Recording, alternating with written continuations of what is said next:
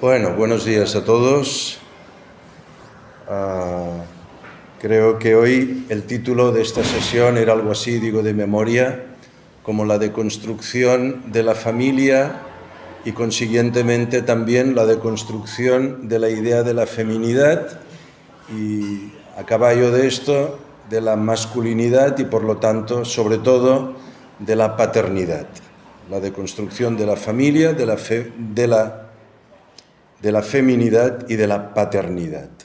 Bueno, en principio yo quería hacer una especie de recorrido para entender cuáles han sido las etapas de este largo proceso de deconstrucción. Las cosas no se hacen de hoy para mañana, sino que todo forma parte de un largo proceso que en muchas ocasiones se da pues, de manera oculta, muy personal, pues en pensadores que elaboran sus obras, pues como Descartes, ¿no? Al lado de la estufa por la noche, que nadie le escuchaba ni le miraba, ni sabían si estaba en vela o estaba despierto, ¿no? Y entonces, bueno, estas ideas con el tiempo se acaban difundiendo. Hay grandes momentos de creación de ideas y momentos de difusión de ideas. Hoy, por ejemplo, estamos en una época muy pobre de ideas. En cambio, estamos en unos tiempos de tremenda difusión de ideas a través de la educación, de los medios de comunicación controlados por poderes políticos, económicos y culturales que misteriosamente hoy en día van muy de la mano, y esto se ha dado en muchos momentos históricos. Por ejemplo, pues en el siglo XVIII y XIX se dio bastante. Bueno, pues vamos a ver cuáles han sido, por así decirlo, no tanto, yo diría, los momentos históricos, sino las ideas que han ido de algún modo, en muchos momentos históricos relativamente próximos, deconstruyendo la idea de familia, la idea de hombre, la idea de mujer y la idea de paternidad. Bueno, yo en primer lugar diría, el primer elemento así ideológico ha sido el liberalismo. El liberalismo. Claro, normalmente cuando se habla de liberalismo la gente entiende que es una corriente de pensamiento económico. Claro, la misma palabra economía quiere decir oikos y nomos, como normativizamos la casa. Oikos en griego es casa, nomos es norma. Entonces, ¿cuál es la norma de la casa? Es decir, ¿cómo hemos de vivir? Al final el liberalismo, lo que en muchas ocasiones descuidamos es que es una antropología, es decir, un sentido del hombre y de la vida. Y por tanto el liberalismo comprende toda una filosofía de la existencia humana.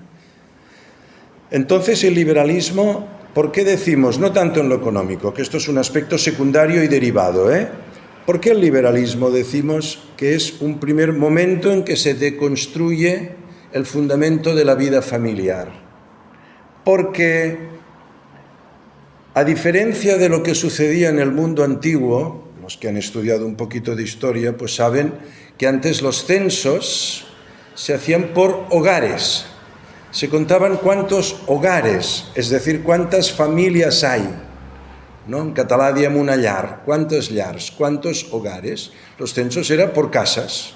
Y se entendía que en una casa más o menos había tantas personas, ¿no? Que constituían la familia. Aquí empieza a suceder algo que rompe con esta tradición, de manera que ahora la primacía ya no será del grupo familiar, del hogar, sino que será del individuo.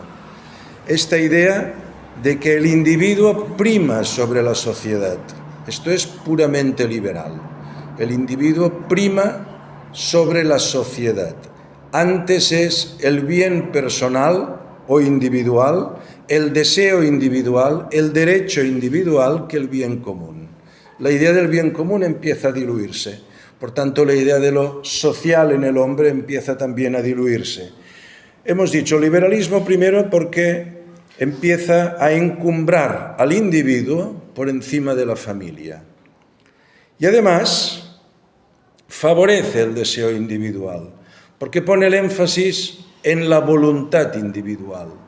La voluntad individual que en todo caso, sumada, constituye esto que se ha dado en llamar la voluntad general o la voluntad nacional, ¿no? La soberanía general, la soberanía nacional, posteriormente la soberanía popular. Por tanto, vemos este primer momento, digo momento que no es meramente cronológico, sino una afirmación que rompe una tradición histórica del mundo clásico y cristiano occidental, la primacía del individuo. En segundo lugar, la idea revolucionaria, no digo que esta primera no lo sea, pero la revolución francesa, la revolución en general, que acrecienta la importancia del Estado con un sentido mesiánico. Es el Estado el que nos va a redimir, es el Estado el que nos va a educar, es el Estado el que nos va a hacer mejores, es a través del Estado que vamos a conseguir la felicidad. Este sentido mesiánico del poder y del Estado naturalmente va en detrimento de las sociedades naturales y espontáneas. Y ahora el individuo está solo ante el Estado. Todos iguales ante el Estado. Por lo tanto, entre el Estado y el individuo ya no hay nada. Nada que sea sujeto de derecho.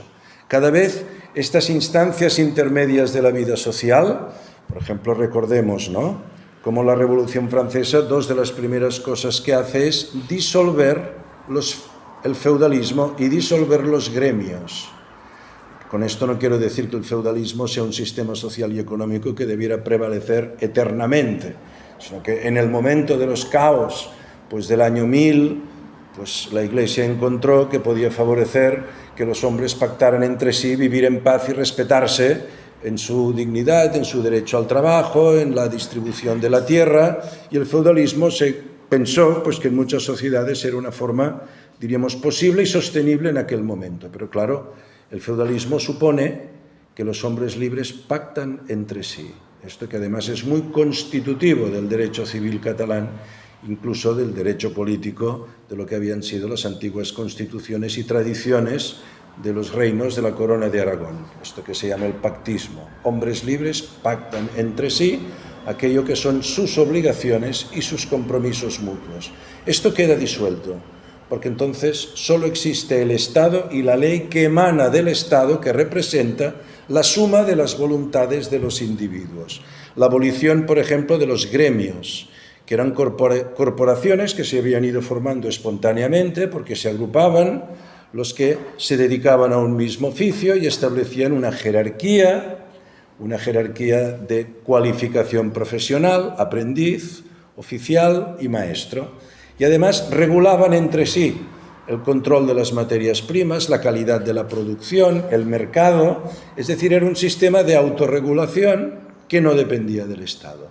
Algo que hace la Revolución Francesa para dejar al individuo desnudo ante el poder del Estado, presentándolo como una liberación del individuo frente a lo que le oprimía, que según esta nueva mentalidad es naturalmente las asociaciones espontáneas y libres, es decir, los usos autónomos y espontáneos de la libertad. Esto es lo que, según el ideal revolucionario, constreñía la libertad de los individuos. Hay que destruir eso.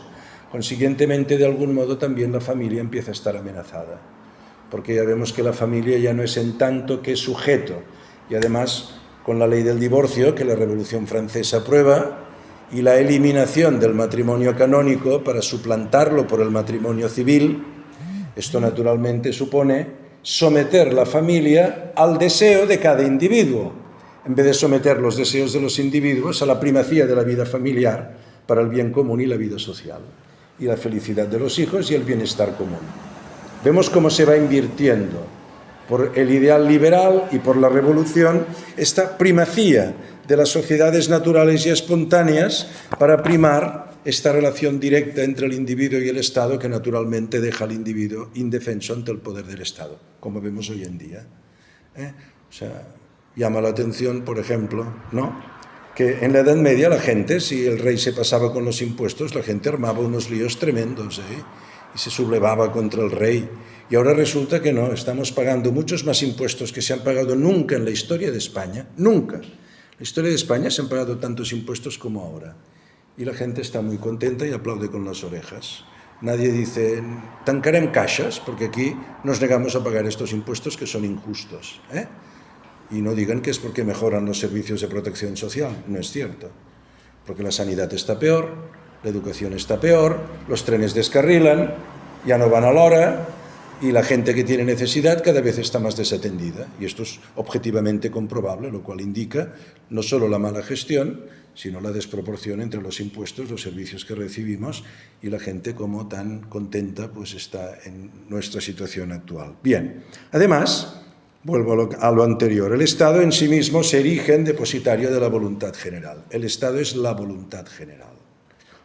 Esto naturalmente significa que este mesianismo del Estado redentor, propio de la Revolución y de la modernidad, más el poder omnímodo que este Estado va adquiriendo al disolver todas las instancias naturales de la vida social, supone una amenaza para la libertad y para estas mismas instancias naturales en las cuales hemos de considerar también la familia.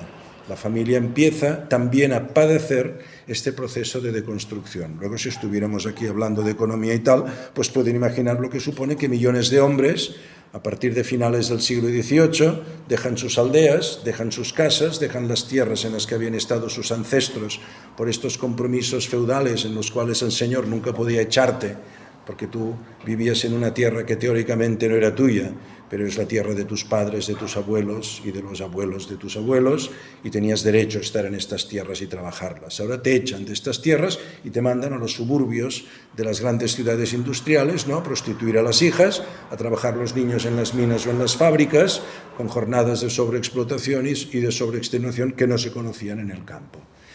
Esto vemos como es un elemento que contribuye a la destrucción de la vida familiar. Un tercer aspecto que se ha ido también difundiendo pues estos últimos tiempos, este siglo último y más, ¿no?, es este subjetivismo emotivista. Este subjetivismo emotivista producido por el naturalismo rusoniano y el idealismo kantiano. Voy a detenerme un poquito también en esto.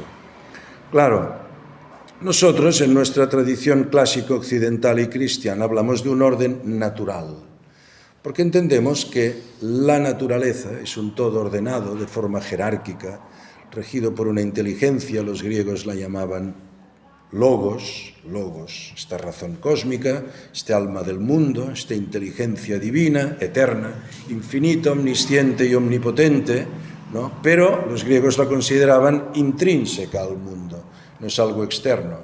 Nuestra fe nos ha revelado que Dios creó el mundo de la nada y por lo tanto esta inteligencia tiene vida divina, que es una vida más perfecta que la vida personal, ¿no? Es una vida en el amor, pero también es una vida personal. Dios es alguien, no es algo, ¿no? Para los griegos era algo, un principio. Para nosotros tiene vida personal. Es un tú y es un yo. En Dios hay un yo. Yo soy. Dios da su nombre a Moisés y Cristo pronuncia el nombre de Dios delante del Sanedrín cuando el gran sacerdote le dice: yo te conmino a que digas si tú eres el Mesías. Dice: yo soy, es el nombre de Dios. Cristo pronuncia de sí mismo el nombre de Dios. Para nosotros Dios es un yo, tiene vida personal y esto es algo estremecedor, que Dios no sea solo un principio que podemos pensar, sino que nos puede llamar, interpelar por nuestro nombre y cambiar nuestra vida. Sal de tu tierra, sal de la tierra de Egipto, yo te daré. ¿Qué es esto tan tremendo, no?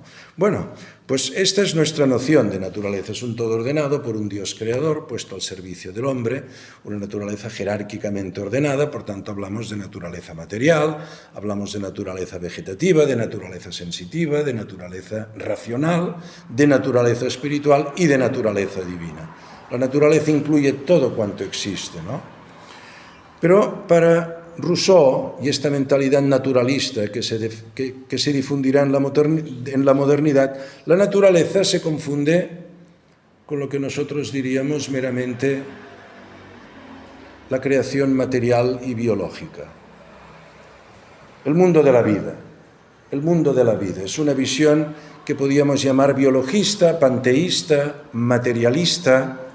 Es el mundo de la vida. La naturaleza son las focas, el mar, el ecosistema, la atmósfera, el mundo, el mundo y esto de su creador, pues bueno, hemos de pensar pues, que una inteligencia ha creado o ha puesto esto en funcionamiento. O sea, esta noción moderna de naturaleza, panteísta, naturalista, biologista, de algún modo va ya arrinconando a Dios, porque en esta naturaleza ya no hay una intencionalidad, sino que hay una vida propia. Esta naturaleza tiene vida propia y el hombre forma parte de esta vida propia. Es una especie de manifestación de las fuerzas de la naturaleza. ¿Y cómo se manifiesta la naturaleza en el hombre? Hombre, uno piensa en la naturaleza y dice, bueno, todo está muy bien hecho, pero en la naturaleza no prima un principio de pura racionalidad, sino que la naturaleza es vida, es cambio, es generación y destrucción, la naturaleza es fuerza y al mismo tiempo es debilidad, es razón, pero también es instinto, sentimiento, pasión. Estamos entrando ya en esta época de reblandecimiento del espíritu. Yo la llamo así, es una enfermedad de Occidente que se llama romanticismo. El romanticismo es este panteísmo naturalista, vitalista, que eleva la naturaleza a una especie de fuerza irracional que se manifiesta sobre todo en los deseos, en los instintos, en los sentimientos, en las pasiones, de las cuales emana la razón. La razón es un producto. Incluso muchos llegarán a decir que la razón simplemente es una evolución del sentimiento y del instinto, cuando el instinto y el sentimiento, por ellos mismos en el hombre, producto de la evolución, no llega a poder conseguir su fin propio, que es adaptarse al entorno. Los seres vivos se adaptan al entorno por instinto biológico, sobreviven por instinto natural, irracional. El hombre, como pues es más evolucionado, ha perdido esta capacidad de contacto inmediato con la naturaleza. Consiguientemente, no le basta su instinto para adaptarse. Entonces, se ha desarrollado un mecanismo evolutivo, que es la razón, que lo que hace es cumplir las mismas funciones que el instinto, que es transformar el entorno, adaptarse al entorno, adecuarse al entorno, amoldarse al entorno, transformándolo, o simplemente cambiando sus condiciones vitales. Por lo tanto, la razón es una mera derivada del instinto. Esto es Rousseau y esto es todo el pensamiento, diríamos, evolucionista, que es una metafísica y una antropología, que afirman esto. El hombre meramente es un ser evolucionado. No es un ser que ha recibido un don especial de vida espiritual porque, según los griegos, participa del logos o bien es imagen de Dios, ¿no? Sino que es una biología evolucionada. Bueno, naturalmente, el hombre ya no es imagen de Dios. Vemos este subjetivismo emotivista. Entonces, ¿qué ha de hacer el hombre? El hombre dejarse llevar por su inclinación, por sus deseos, por sus pasiones. Creo que aquí, no sé si en el mes de marzo, comentábamos algo sobre la deconstrucción de la educación. Y dijimos que el principal problema de toda la concepción pedagógica contemporánea, nacida precisamente de Rousseau y de una psicología evolutiva o evolucionista, consistía precisamente en afirmar estos principios, que el niño ha de ser llevado por su instinto, su deseo y sus intereses, y no se le ha de forzar a aprender nada que sea contrario a lo que él desea aprender. Esto es toda la pedagogía contemporánea, está fundada en esto. Los intereses del niño, la adaptación del niño, que el niño trabaje por racons, en los rincones que más le gusten y le interesen, porque no podemos hacer que el niño aprenda una cosa si no quiere aprenderla. Bueno, qué bien, pues esto al final es la disolución de la vida social y de la disolución de la vida humana, que es lo que nos está pasando. Porque ahora ya tenemos no solo niños mal educados y poco personas, sino que ya tenemos maestros poco educados, poco cultos, poco capaces de transmitir, porque ellos mismos no tienen nada que transmitir, porque se les ha negado haber recibido algo que arraigue al hombre en un sentido de la vida. Entonces cada uno debe ir descubriendo, según li peta, su propio sentido de la vida. Has de elegir el sentido de la vida. Pues no sé, pues yo elijo que el sentido de la vida sea ir torciendo los cuellos a los pollos o a las palomas por la calle. Y como todo es opinable y relativo, nadie me puede decir, entonces entro en conflicto con los ecologistas, pero bueno, estos conflictos se han de resolver pacíficamente, encontrando un equilibrio entre vamos a ordenar que se pueda retorcer los cuellos a los pollos de manera controlada para que todos los intereses, bueno, en fin, y esto es este absurdo del mundo contemporáneo de la hiperregulación de todos los aspectos de la vida, ¿no? Bueno, aquí tenemos esto de Rousseau, este subjetivismo emotivista que nace con este naturalismo rousseauiano. Y ahora esto que he dicho del idealismo kantiano, otro elemento de deconstrucción de la realidad en que vivimos. Claro, Kant niega, no vamos a extendernos mucho, pero voy a decir dos ideas muy básicas. O sea, Kant niega que podamos conocer la realidad. Es decir, con Kant se produce una escisión radical en la tradición de la filosofía occidental. Porque Kant es el primero que dice, bueno, Descartes también, y los empiristas ingleses también. Lo que intenta Kant es hacer una síntesis entre el racionalismo cartesiano y el empirismo inglés. Para uno solo conocemos en la inmediatez de la experiencia, no sé, pues si esto estuviera caliente diríamos, quema, Hume, Hume, quema, sí, quema. Quema, no lo sé. ¿Cómo que no lo sabes? Si lo acabas de tocar, recuerdo que quemaba. Recordar no es conocer. Por tanto, es muy probable que queme, pero no es seguro. Quema, seguro. Recuerdo, no es seguro. Por tanto, ya no podemos conocer la realidad fuera de la inmediatez de la experiencia sensible, que por los 5 sentidos solo son 5 posibles experiencias sensibles y sus combinaciones, visuales, olfativas, gustativas, auditivas y táctiles, ¿no? Y ya está.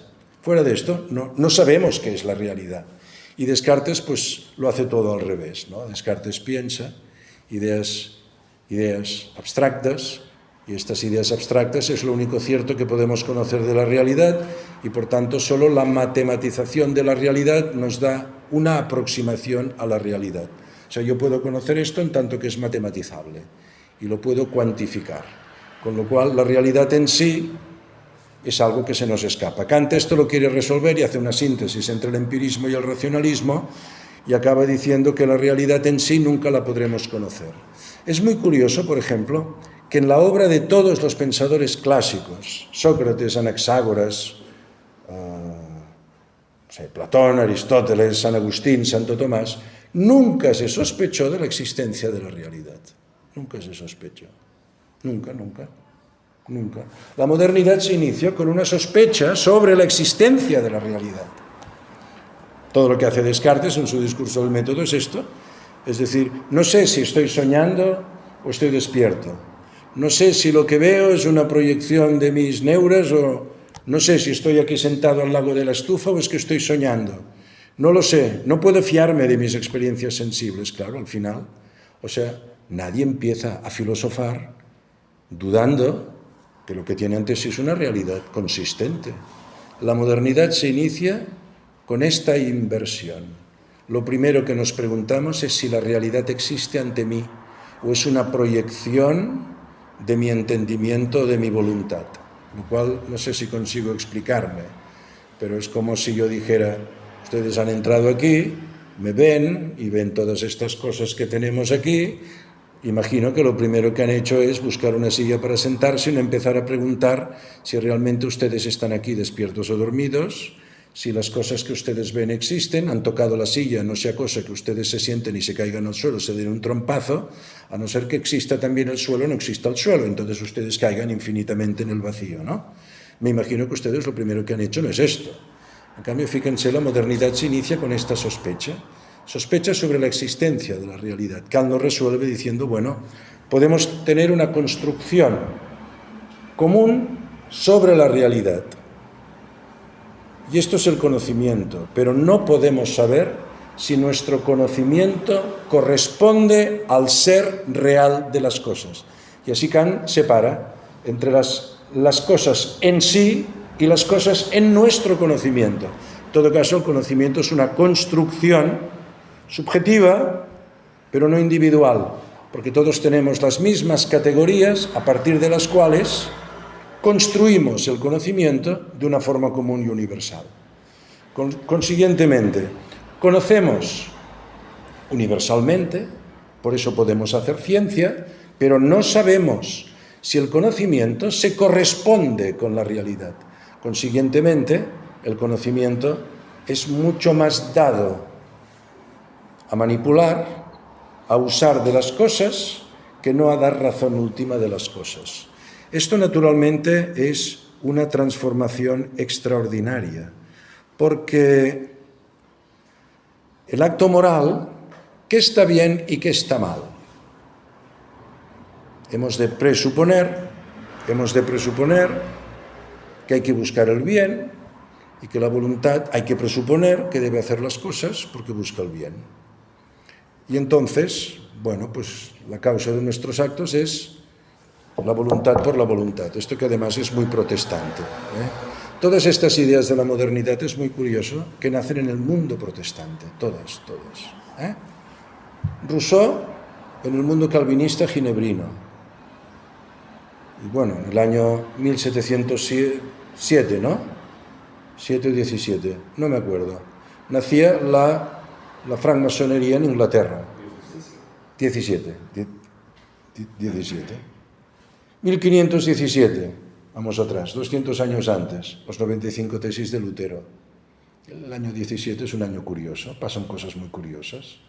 Las tesis de Lutero, la masonería, luego las guerras napoleónicas que se acaban, pero bueno, el mundo ya no volverá a ser lo de siempre, la Primera Guerra Mundial y las apariciones y las revelaciones de la Virgen de Fátima, y la Revolución Rusa, que cambió el mundo para siempre. Bueno, lo cambiado el mundo para siempre, toda forma parte de un mismo pack. Y es muy curioso que todo esto sucede en el mundo protestante, ante un mundo católico culturalmente que se ha desvanecido por la pérdida de la supremacía cultural, moral y política de España en Europa y en el mundo, suplantada por el mundo protestante, con ayuda de Francia, que estuvo a punto de convertirse en una potencia protestante y se pudo salvar gracias a España, cosa que los franceses, de algún modo, los franceses católicos serios saben que España es una cosa muy seria. Los franceses revolucionarios, todos ellos tienen este espíritu de pensar que España era aquella que tenían que destruir para que la modernidad y la revolución triunfara. Y muchos españoles siguen pensando lo mismo. Y este es el drama de la España moderna y contemporánea, más que moderna, ¿no? Que españoles de un bando y de otro se pelean como en una especie de guerra civil espiritual, cultural y religiosa, que aún persiste en España, esto aún persiste. Bueno, todo esto nace en el mundo, la masonería, Rousseau, ¿no? El empirismo inglés, Kant, el marxismo, totalitarismo nazi, Hegel, todo esto, el romanticismo es una cosa muy germánica, Wagner, no sé, estos os gusta mucho, en Barcelona hay mucha afición a Wagner, tiene sus cosas interesantes, pero si uno sabe situar a Wagner en el contexto exacto, que significa como una de las mejores expresiones de lo que es el romanticismo panteísta. El romanticismo panteísta y una visión cíclica de la vida y una visión absolutamente paganizante. Uno puede decir es bonito, estéticamente es muy logrado, porque muchas cosas pues, que son erróneas son estéticamente muy atractivas, ¿no? Pero uno no puede fundar una visión de la vida en esto. Peregrinos en distopía.